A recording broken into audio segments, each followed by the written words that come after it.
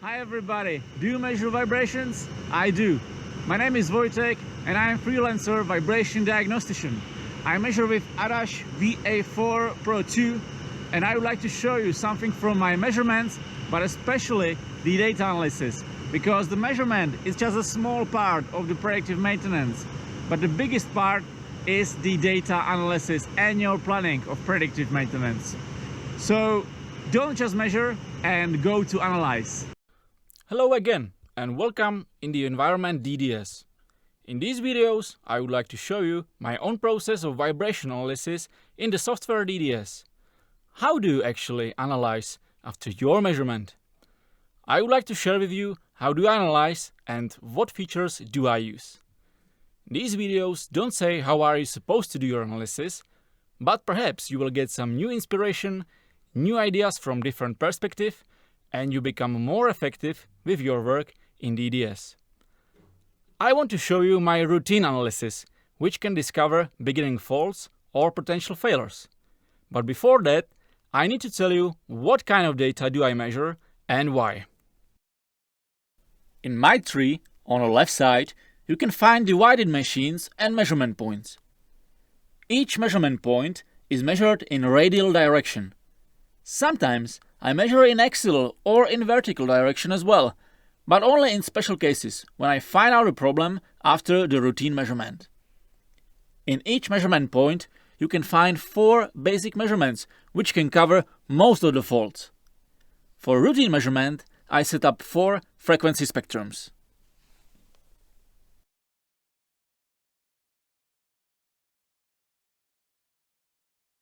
First one is velocity spectrum with following parameters, which you can see in properties.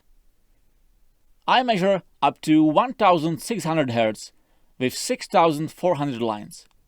What does it mean actually? The spectrum is quite accurate with the frequency step 0.25 Hz, and therefore I am able to find specific fault frequencies. In each spectrum I set linear averaging type with 2 averages. It reduces the noise in measured spectrum. I apply also overlap on 25%, what reduces the measurement time and makes the output more accurate.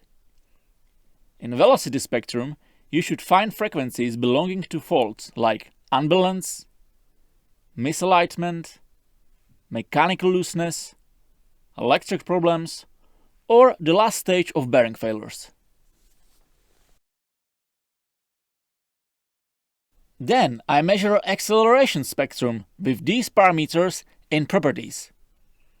Frequency range is set up to 6400 Hz, what gives you possibility to find higher harmonics of bearing frequencies, gear mesh frequencies, electric drives, or even cavitation.